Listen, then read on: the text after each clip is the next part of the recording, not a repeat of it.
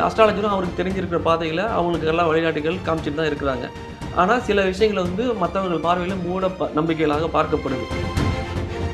இப்போ என்கிட்ட ஒரு கேள்வி கேட்குறீங்க, நான் ஒரு வீடு வாங்கலாமான்னு கேட்குறீங்க. வாங்குங்கன்னு சொல்லிட்டேன். இப்போ நீங்கள் வாங்கிட்டீங்க, அதில் கூட நிறை குறைகள் நீங்கள் எப்படி தெரியும் உங்களுக்கு? ஒரு ஃபோன் வாங்குறீங்க, அந்த ஃபோன் சரியாக தவறாங்கிறத நீ பயன்படுத்தின போது தானே உங்களுக்கு தெரியுது. ஆனால் வாழ்க்கையை அப்படி பயன்படுத்தி பார்க்க முடியாது பாருங்க. உண்மையில் சார் இந்த இடத்துல வரப்போகுது சார், இதை வாங்குங்க சார் அப்படின்னா நீங்கள் என்ன பண்ணுவீங்க? பரவாயில்லையே ஆசைப்பட்டுருவீங்க. வாங்கினது பிறகு அன்பிற்கிணைய தமிழ் சமூகத்திற்கு முதல் வணக்கம். பொதுவாக மக்கள் வந்து நல்ல நம்பிக்கைகளும் நல்ல பழக்க வழக்கங்களும் கொண்டு இந்த சமுதாயத்தை வழிநடத்திட்டு இருக்காங்க. அதில் சில நம்பிக்கைகள் சில விஷயங்கள் வந்து பொதுவாக அது மூட நம்பிக்கைகளாக மற்றவர்கள் பார்வையில் பார்க்கப்படுது. அப்போ நம்ம நம்புறது உண்மையாகவே சரிதானா? அதை வந்து எப்படி அணுகணும்? இதில் வந்து ஜோதிடத்திற்கான தீர்வுகள் இருக்கா? நம்ம எப்படி அதை புரிஞ்சுக்கணும் அப்படின்ற ஒரு வல்லுநரை கேட்டு நம்ம தெரிஞ்சுக்க போகிறோம். நிறைய விஷயங்கள் நம்மளோட இன்னைக்கு நம்மளுக்கு பயனுள்ள அமைய போகுது.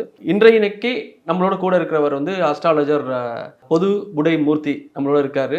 தமிழகத்தில் இன்னைக்கு விரல் விட்டு எண்ணக்கூடிய தலை சிறந்த ஜோதிடர்களில் அவரும் சிறந்த ஜோதிடர் அப்படின்ற பேர் வாங்கி தொடர்ந்து முன்னணியில் இருந்துகிட்டே இருக்கிறாரு. அந்த மாதிரியான ஒரு நபர்கிட்ட இருந்து நம்மளுக்கு தேவையான தகவல்கள், ஓகேவா, இது வந்து தமிழ் சமூகத்திற்கு பயனுள்ள வகையிலாக அவங்களுடைய ஐயங்களை தெளிவுபடுத்துவதற்காகவும் சில கேள்விகள் வந்து நம்ம வந்து கேட்க யோசிச்சிருப்போம், பயப்பட்டிருப்போம், இல்லை தெரியாமல் யோசிச்சிருப்போம். ஸோ இந்த மாதிரி இருக்கா, இந்த மாதிரி வெளியில் நடக்குதா, நமக்கு தெரியாது. நமக்கு நல்ல ஜாதகர் அமைஞ்சிருக்கலாம், அவர் நல்லா நம்ம கைட் பண்ணியிருந்திருக்கலாம். ஆனால் நிறைய பேர் என்ன பண்ணியிருக்காங்க அப்படின்னா இதை வந்து ஒரு வர்த்தகமான ஒரு சூழலை பயன்படுத்திக்கிறாங்க. அதிலேருந்து நம்ம மீண்டு வருவதற்கு தமிழ் சமூகத்திற்கு நல்ல வழிகாட்டியாக அமையவார் அப்படின்ற ஒரு நோக்கத்துக்காகவும் தான் இன்றைக்கி நம்ம அறிமுகப்படுத்துகிறோம். அவர்கிட்டேருந்து சில கேள்வியை கேட்டு தெரிஞ்சுக்குவோம். வாங்க. வணக்கம் ஐயா.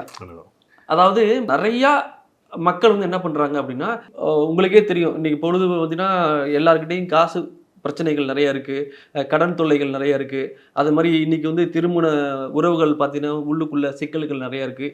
இந்த மாதிரியான சூழ்நிலைகளை அவங்க வந்து எடுக்கக்கூடிய முடிவுகளில் அவங்க வந்து என்ன பண்ணுறாங்க, ஒரு நல்ல ஒரு ஆலோசகரோ தலைவரோ தேர்ந்தெடுக்கும் பொழுது அவங்க ஏற்கனவே நம்ம தமிழ் சமூகத்தில் என்ன பண்ணுறாங்க, ஒரு அஸ்ட்ராலஜரை கலந்துக்குவாங்க. என்னப்பா எப்படி ஒரு குழப்பமான சூழ்நிலையிலையோ ஒரு நல்ல பாதைக்கோ நம்ம என்ன பண்ணுவோம், ஒரு அஸ்ட்ராலஜரை நம்ம அணுகுவோம். அந்த மாதிரி நேரங்களில் அவங்க எடுக்கக்கூடிய முடிவுகள் வந்து அவங்க சொல்லக்கூடிய வழிகாட்டுதல் வந்து ஃபுல்லாகவும் இவங்க சொல்ல மாட்டேன்றாங்க. சில விஷயங்கள் மறைச்சியும் இவங்க நேயர்களும் என்ன பண்ணுறாங்க, பேசுகிறாங்க. அதே மாதிரி அஸ்ட்ராலஜரும் அவருக்கு தெரிஞ்சிருக்கிற பாதையில் அவங்களுக்கு எல்லாம் வழிகாட்டிகள் காமிச்சிட்டு தான் இருக்கிறாங்க. ஆனால் சில விஷயங்களை வந்து மற்றவர்கள் பார்வையில் மூட நம்பிக்கைகளாக பார்க்கப்படுது. இதிலிருந்து அவங்களை என்ன பண்ணணும், மீட்டு வெளியில் எடுத்துகிட்டு வரணும். இதில் வந்து எது பார்க்கணும், எது பார்க்க வேண்டாம், எது வந்து சரி தவறு அப்படின்ற நிறையா ஐயப்பாடுகள் இருக்குது. அதெல்லாம் நீங்கள் தீர்த்து வைக்கணும்னு நினைக்கிறேன். ஸோ இந்த மாதிரியான உண்மை நடக்குதுன்னு உங்களுக்கு தெரியும். ஸோ அதை பற்றினா கொஞ்சம் விஷயங்கள் தெளிவுபடுத்துங்க. இது நம்ம மூடநம்பிக்கையாக பார்த்தா அவங்க மூடநம்பிக்கையாக இருக்கிற வரைக்கும் அது மூடநம்பிக்கை தான். நம்பிக்கையாக பார்த்தா நம்பிக்கை தான். இதில் ஒன்றும் மாற்று கருத்து இல்லை. இதை நம்புகிறவங்களுக்கு எல்லாமே அது நம்பிக்கை சார்ந்த விஷயங்கள். இது ஏதோ வந்து எடுத்தோம் கவுத்தோம் அப்படின்னு சொல்ல முடியாத விஷயங்கள் இல்லை. ஏன்னா ஒருத்தருடைய தலையெழுத்து. ஏன்னா ஒரு செல்ஃபோன் வாங்குகிறோம், பிடிச்சிருக்கு பிடிக்கலை, அது பழசாக போணுச்சு, அல்ல அது வேணும் இல்லை வேண்டாம், வித்துடலாம், வாங்கிடலாம். ஒரு வீடு வந்து எப்போயோ ஒரு டைம் நம்ம வாழ்க்கையில் வந்து எப்போயோ ஒரு டைம் 2 டைம் தான் அந்த வீடுங்கிற ஒரு சந்தோஷமாக இருக்குது. அந்த மாதிரி ஒரு பெரிய முக்கியமான முடிவு எடுக்கும் போது மட்டும் நீங்கள் இதை ஒரு நம்பிக்கை சார்ந்த விஷயமாக தான் நீங்கள் பார்க்கணும். முதல் விஷயம் இல்லை நான் மூட நம்பிக்கைன்னா நீங்கள் செல்ஃபோன் வாங்கி வைத்தீங்கன்னா 30,000 இல்லை 20,000 இல்லை 10,000 இல்லை 50,000 நஷ்டம்னா உங்களால் தாங்க முடியும். ஒரு 20 லட்சம் இல்லை 30 லட்சம் 40 லட்சம் ஒரு வீடு வாங்குறேன், இது பொருந்தும் இது பொருந்தாது. பொருத்தமாக இருந்துச்சுன்னா அது வாங்கலாம். வீடு எனக்கு ஓகே, வீடு வாங்கி நான் சந்தோஷமாக இருப்பேன் அப்படின்னா நீங்கள் வீடு வாங்கலாம், சந்தோஷமாக இருக்கலாம். இல்லைன்னா நீங்கள் வாடகை வீட்டில் இருந்துட்டு போயிடலாமே. லாஜிக்காக என்ன சொல்லணும் அப்படின்னா, எதிர்காலத்தை திட்டமிடுவதற்கு எந்த கருவி உங்கள்கிட்ட இருக்கா? கிடையாது. அப்போ நீங்கள் வந்து இது மேலே நம்பிக்கை வைக்கணுமானா நீங்கள் நம்பிக்கை வச்சு தான் ஆகணும். நீங்கள் ஒரு தீர்க்கமான முடிவு ஒன்று என்ன ஒரு விஷயம் இந்த இடத்துல கேட்கணும் அப்படின்னா, இப்போ என்னைட்டு நீங்கள் ஜாதகம் வைப்பீங்க, இப்போ இன்னொருத்தட்டு ஜாதகம் வைப்பீங்க, இன்னொருத்தட்டு ஜாதகம் வைப்பீங்க. இந்த 3 பேர் சொல்கிறது இதில் ஒருத்தர் அவங்க வேணும் வாங்குங்கம்பாங்க, அவங்க வாங்கவே வாங்காதீங்க, இது வாங்குங்க. உங்களுடைய பட்ஜெட்டு 27லேருந்து 35க்குள்ளே உங்கள் பட்ஜெட்டு இது வாங்கினீங்கன்னா 4 வருஷத்துக்குள்ளே உங்களோட கடனை ஓரளவுக்கு தீர்க்கிறதுக்கான வாய்ப்பு இருக்குது. நீங்கள் இதில் வந்து இன்வெஸ்ட் பண்ணி தான் ஆகணும். இன்னொன்று வாங்கக்கூடாதுன்னா அதுக்கான காலம் இப்போ.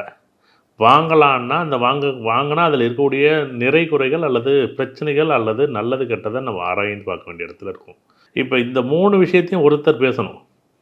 ஆனால் 3 ஜோசியர்கிட்ட போயிட்டு சார் இவர் வாங்கலான்னு சொன்னார் சார், இது வாங்க வேண்டாம் சார், நீங்கள் சொல்லுங்கள் சார் அப்படின்னு என்னமோ 2 பேருக்கும் ஒரு பொதுவாக இன்னொரு ஜோசியர்கிட்ட போனால் நீங்கள் வாங்கினா நல்லது, வாங்கலான்னா ரொம்ப நல்லது அப்படிங்கிற மாரி.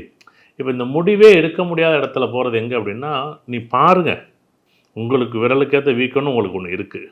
இது ஜோதிடம் வந்து புரிதல் அழகாக கொண்டாடணும். இது வந்து ஏதோ வந்து 6 வருஷத்துக்கு கடன் இருக்கும், 15 வருஷத்துக்கு கடன் இருக்கும். 15 வருஷம் திட்டமிடலாமா? அப்போ 15 வருஷத்தில் மாதம் ஒரு 15,000, 20,000, 22,000, அப்போ ஒரு 10,000 கையில் போட்டு 32 லட்சம், 35 லட்சத்துக்கு ஒரு வீடு வாங்கலாம். இது ஒரு லாஜிக். இப்போ 35 லட்சங்கிறது பெரிய பணமாக இருக்கலாம், சின்ன பணமாக இருக்கலாம். இன்னும் ஒரு 15 வருஷம், இன்னும் ஒரு 5 வருஷம் கழிச்சு உங்களோட சம்பளம் வந்து இன்க்ரீஸ் ஆகும்போது, சப்போஸ் இன்னும் சம்பளம் இருக்கும், இல்லாமல் இருக்கும், அந்த நேரத்தில் நீங்கள் எப்படி சமாளிக்கணும் அப்படின்னு ஒரு திட்டம் விட்டு கொடுக்கணும். ஏன்னா 15 வருஷம் திட்டமிடணும். இன்றைக்கி ஏதோ நீங்கள் வீடு வாங்கலான்னு சொன்னோன்னே நீங்கள் முகூர்த்தம் சொன்னார் நீங்கள் வீடு வாங்கிட்டீங்க, அது திட்டமிடுதல் கிடையாது. 15 வருஷத்துக்கு உண்மையிலே உங்களுக்கு சோர்ஸ் இருக்கான்னு நான் பார்க்கணும்.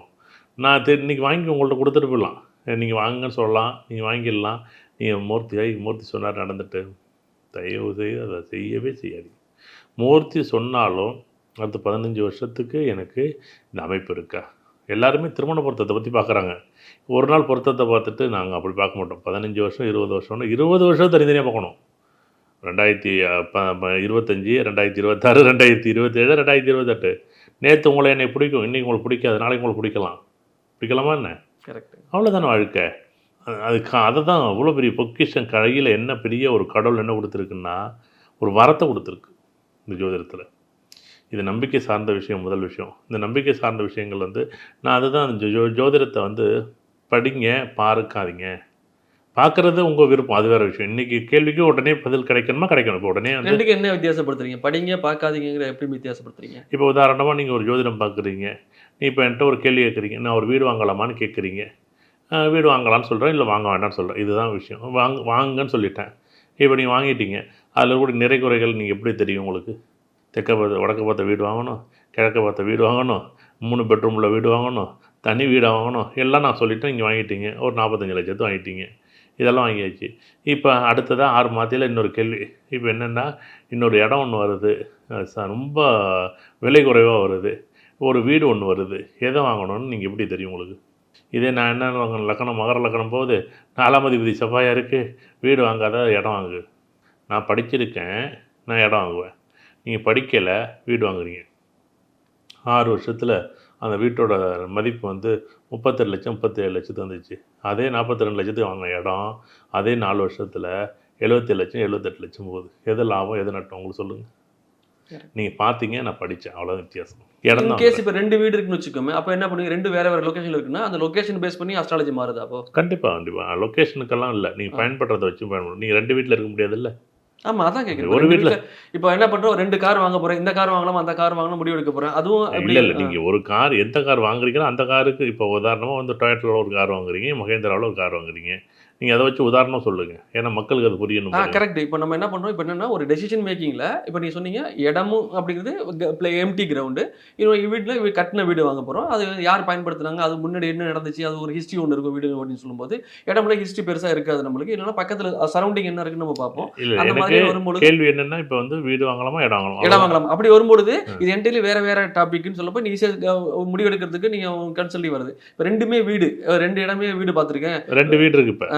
அப்படின்றப்ப எப்படி செலக்ட் பண்ணும்போது அங்கேயும் அஸ்ட்ராலஜி உள்ள வருதான்னு கேட்கும். வரும். இப்போ என்ன பண்ணும் அப்படின்னா, இதே கும்பலக்கணமா இருந்தா 2 வீடு தான் எடுத்து வருவீங்க. ஆமா, இதுக்கு முன்னாடி மகர லக்கணமா ஏஎல்பி மகரமா போனுச்சுன்னா நீங்க என்ன பண்ணுவீங்கன்னா, ஒரு இடம் வாங்கலாமா வீடு வாங்கலாமான்னு என்கிட்ட முடிவு கேட்பீங்க.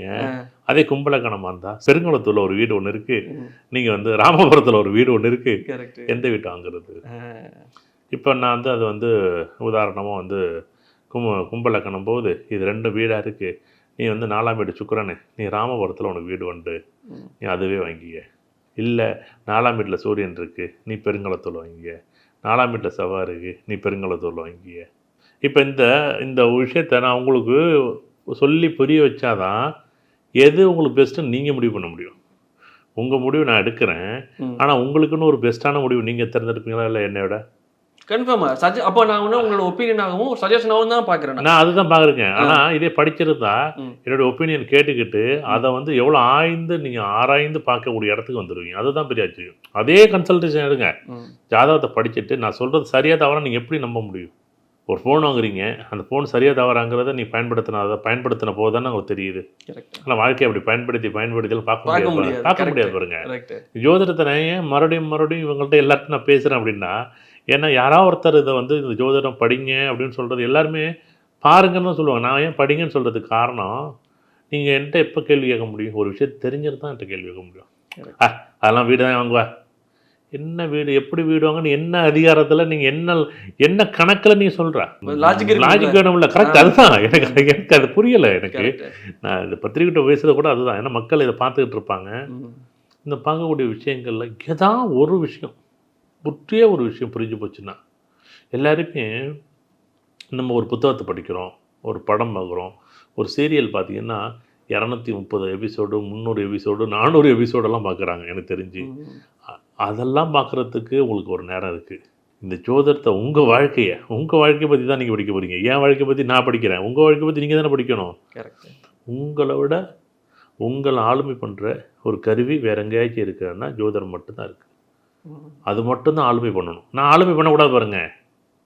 நான் உங்களை கார் வாங்குங்கன்னு சொல்லிவிடலாம். காருக்கு இஎம்ஐ நான் கட்ட போகிறேன்னா நீங்கள் கட்ட போகிறீங்களா? இப்போ நம்ம ஆரம்பித்த டாப்பிக்கு கிட்டத்தட்ட வரேன்னு அதுதான். இப்போ என்ன சொல்லியிருக்கோம் அப்படின்னா, இப்போ 2 வீடு இருக்கிறப்போ எந்த வீடு வாங்கலான்றப்போ நீங்கள் உங்களுக்கு என்னோட ஜாதக அமைப்பு படி எது இருந்தால் நல்லா இருக்குங்கிற ஒரு சஜஷன் நீங்கள் நல்லபடியாக கொடுக்குறீங்க. அதை நான் மைண்டில் வைக்கும்போது நார்மலாக என்ன பண்ணுறேன், இப்போ நான் சொல்லிடுறேன். இப்போ என்னன்னா 2 வீடுக்கு 2 புரோக்கர் இருக்காங்க. அவன் என்ன பண்ணுவான், எதை விற்றா கமிஷன் கூட கிடைக்குமோ அந்த வீடு தான் என்கிட்ட சொல்லுவான். பாரு சார், பக்கத்தில் வரும்போது ரியல் எஸ்டேட்டை போது நீங்கள் இதை எடுத்துக்கோங்க சார், சஜஷன் பண்ண நல்ல சஜஷன். அவன் வந்து என்ன பண்ணுவான், டெக்னிக்கலாக நம்ம போட்ட லாபத்துக்கு கோட்டை காசு கூட தான் வருன்றது மாதிரி தான் அவன் நம்மளை கன்வின்ஸ் பண்ண ட்ரை பண்ணுவான். இப்போ நம்ம ஃப்ரெண்ட்ஸு நம்ம இதை கேட்கும்போது, நம்ம கொலீக்ஸ் பேசும்போது அவங்க என்ன பண்ணுவாங்க, இந்த இடத்துக்கு நாங்கள் வாங்கியிருக்கேன் சார், பக்கத்தில் வாங்க, இதெல்லாம் ஒன்றா இருப்போம் சார் அப்படின்ற மாதிரி ஒரு ஈர்ப்போ சொந்தக்காரங்களும் என்ன பண்ணுவாங்க, எங்கள் கூட இருங்கன்னு சொல்லி முடிவெடுப்பாங்க. இந்த மாதிரியான நிறைய அழுத்தங்கள் வரும் பொழுது, ஓகேவா, எதை நோக்கி போகும் குழப்பமாக இருக்கிற நேரத்தில் ஜாதகம் உதவும் நம்ம எடுத்துக்கலாமா? ஏன்னா இந்த எல்லாமே எல்லாமே நீங்கள் என்ன முடிவு எடுத்தாலும் கடைசி நீங்கள் தாங்க முடிவு எடுப்பீங்க. நீங்கள் தான் முடிவு எடுப்பீங்க. என்னதான் அந்த இறைத்தரகர் வந்து சொன்னாலும், அதை நீங்கள் என்னதான் சொன்னாலும் தயவு செய்து நீ உங்களோட முடிவு மட்டும்தான் அங்கே. நீங்கள் தானே சைன் பண்ண போகிறீங்க, நீங்கள் தானே பணம் கொடுக்க போகிறீங்க. இது வேணும்னு சொல்கிறது ஒரு காரணம் வச்சுருப்பீங்க, வேண்டாம்னு சொல்கிறது ஒரு காரணம் வச்சுருப்பீங்க. இது உங்களை வந்து சேரணும் அப்படின்னு ஒரு காரணம் இருக்கும், இது சேராத வேண்டாங்கிறது ஒரு காரணம் இருக்கும். இது எல்லாமே உங்கள் ஜாதகத்து உள்ளே இருந்து மறைமுகமாக உங்களை இயக்கும். அக்கா பேசுவோம், அண்ணன் பேசுவோம், தம்பி பேசுவோம், ஃப்ரெண்டு போயிடும், எல்லாம் பேசுவோம். சூப்பர் மாப்பிள்ள அந்த இடம் வாங்கலாம், இதை இடம் வாங்கலாம், எல்லாம். எனக்கு இதெல்லாம் வாங்கி என்ன கிளாரிட்டி தரணும்னா, இப்போ இதில் வந்துட்டு இப்போ இவ்வளோ டெசிஷன் மேக்கிங்க்கு இவ்வளோ காரணிகள் உள்ள வருது. இந்த காரணிகளில் பிரதானமாக நான் ஜோசியத்தை நான் வைக்கணுமா வேணாமான்றதை உங்களுக்கு கேட்குறேன். ஏன் வருது? நீங்கள் தான் ஜோதிடமேன்னு சொல்கிறேன். இவ்வளோ காரணங்கள் சேர்ந்து தான் ஜோதிடம்னு சொல்கிறேன். இது உங்களை நீங்கள் மட்டுமே முடிவெடுக்கலை, உங்களை சார்ந்த எல்லா முடிவுகளுமே அந்த இடையில ஒருத்தர் இருக்கார், அவரும் ஒரு காரணிகளாக இருந்து செயல்படுவாங்க. நீங்கள் அது நல்ல இடமா இருக்குது, உங்களுக்கு நல்ல நேரமாக இருந்துச்சுன்னா அவர் என்ன சொல்லுவார், உண்மையிலே இந்த இடத்த பத்திரிகையை கட்டி கொடுத்துடணும்னு சொல்லிட்டு, இந்த இடம் உண்மையிலே ரியல் எஸ்டேட் ஏறப்போகுது சார், இது வாங்கிடுங்க சார்னு சொல்லுவார். உண்மையிலே அவனுக்கு தெரியும் ஏறாதுன்னு தெரியும், ஆனால் கமிஷன் உண்மையிலே கூட வருது, பணம் வருதுன்னு கட்டுவார். உண்மையிலே நீங்கள் என்ன பண்ணுறீங்க, நேரம் நல்லா இருக்குது, அவர் சொன்னதை நம்பி நீங்கள் என்ன பண்ணுறீங்க, அப்பா சரிப்பா வாங்கிட்டுப்பா அப்படின்ட்டீங்க. வாங்கின 6 மாதத்துக்குள்ள ஒரு 60 அடி ரோடை போட்டு, ஒரு பைபாஸ் மாரி போட்டு, ஒரு பெரிய ஒரு பஸ் ஸ்டாண்டை கொண்டாந்து கட்டி வச்சுருவாங்க. இப்போ ரேட் நீ வாங்கினதோட டபுள் மடங்கு. சார் நான் நீ சொன்னல சார் ஏறிட்டு, நீ சொன்னதால் ஏறலை, உங்கள் நேரம் நல்லா இருந்ததால் ஏறினுச்சு. உங்கள் நேரம் நல்லா இருந்தால், இதே நல்ல நேரம் நான் நல்லா இல்லைன்னு வச்சிங்களா, நீங்கள் என்ன பண்ணுவீங்க, உண்மையில் சார் இந்த இடத்துல வரப்போகுது சார், இதை வாங்குங்க சார் அப்படின்னா நீங்கள் என்ன பண்ணுவீங்க, பரவாயில்லையே ஆசைப்பட்டுருவீங்க. வாங்கினது பிறகு அங்கே பக்கத்தில் ஒரு பெரிய குடோன் வரும், ஒரு ஃபேக்ட்ரி வரும், பெரிய தண்ணி கிரவுண்ட் வாட்டர் வீணாக போயிடும், ஒரு புகை வரும். அப்போ என்ன பண்ணுவாங்க, இருக்கிற இடத்தெல்லாம் விற்றுட்டு வெளியில் போவாங்க. அப்போ என்ன பண்ணுறது, 40 ரூபாய் வாங்கினது 38 ரூபாய் வைப்பாங்க, 37 ரூபாய் வைப்பாங்க. ஒன்றுமே விற்கவும் முடியாது, இருக்கவும் முடியாது. இது நேரம் நல்லா இல்லாதவங்க நடக்கும். நீ நல்ல பாயிண்ட் சொன்னீங்க. ஏன்னா பண விரயத்தை சரி பண்ணிடலாம், ஆனால் நேர விரயத்தை நம்மளால நேரத்தை திரும்பி கொண்டு வரவே முடியாது. அது வந்து அதுக்காக ஜோதிடம் வழிகாட்டுதுன்னு நம்ம சொல்லும்போது தமிழ் மக்கள் நம்ம நல்லா புரிஞ்சுக்கணும். ஏன்னா எதனால ஜோதிடம் வந்து பிரதான இடத்தை பிடிக்குது, எல்லா கருத்துக்களும் நம்ம உள்வாங்கிக்கிட்டு அதன் பிறகு ஜோதிடத்தில் நம்ம என்ன பண்ணுறோம், உள்ள கன்சல்டிங் பண்ணும்பொழுது அவங்க கொடுக்குற சஜஷனை நம்ம ஃபைனலாக எழுதினா நம்மளுக்கு தெரியாது, அதனால அவங்க சஜஷன் பண்ணுறாங்க அப்படிங்கிறது எல்லாரும் பொதுவாக பரவலாக பேசிகிட்டு இருக்கோம். ஆனால் நம்மளே தெரிஞ்சுக்கிட்டா என்ன நடக்க போகுது நம்மளுக்கே தெரிஞ்சிருச்சுன்னா, ஸோ அப்படின்றப்போ நம்ம என்ன பண்ண முடியும், அவங்க சொல்கிற ஒப்பீனியன் கரெக்டாக தான் சொல்லியிருக்காங்க அப்படின்றது நம்மளும். ஏன்னா அவங்களும் அதை பேஸ் பண்ணி சொல்ல போகிறோம். அவங்களும் ஃபார் எக்ஸாம்பிள் நம்மக்கிட்ட கால்குலேட்டர் இல்லை, அவங்கக்கிட்ட கால்குலேட்டர் இருக்குது, அவ்வளோதான். டக்கு டக்குன்னு ஃபாஸ்ட்டாக கணக்கு போட்டாங்களே, கேட்டோன்னே சொல்லிட்டாங்களா அப்படின்னு நீங்கள் சொல்லிக்கிறீங்க. ஏன்னா கால்குலேட்டர் அவங்க வச்சிருக்காங்க, நம்மளாம் கால்குலேட்டர் இல்லை, இல்லைன்னா பேப்பரில் எழுதி கொஞ்சம் கொஞ்சமாக கூட்டி டைம் எடுக்க போகிறோம். அந்த மாதிரி நம்மளுக்கு சொல்லி தராங்கன்னு ஒரு பாயிண்ட் சொன்னீங்க. இப்போ இல்ல இந்த கால்குலேட்டர் எல்லா கையிலயும் இருக்கு. அந்த கால்குலேட் கணக்கை டைப் பண்ண தெரியல, அதுதான் கோவம்.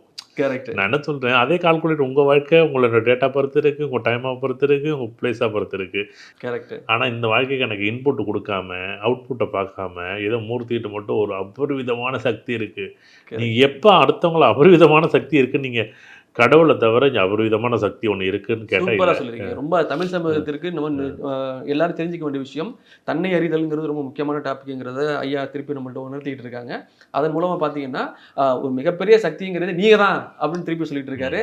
அதை அறிவது தான் நம்முடைய கடமையாக இருக்கணுங்கிறதையும் திருப்பி வலியுறுத்திட்டு இருக்காரு. அதெல்லாம் நம்ம தெரிஞ்சுக்க வேண்டிய விஷயம் என்ன அப்படின்னு பார்த்தீங்கன்னா, இந்த கணித முறைகளில் நிறையா கணித முறைகள் இருக்கலாம், ஓகேவா? அந்த கணித முறைகளில் அவங்களோட ஸ்பெஷலிஸ்ட் என்ன, அவங்களுடைய விஷயங்களை தெரிஞ்சுக்கிறது நம்ம நிறைய விஷயங்கள் தெரிஞ்சுக்க போகிறோம். Stay tuned.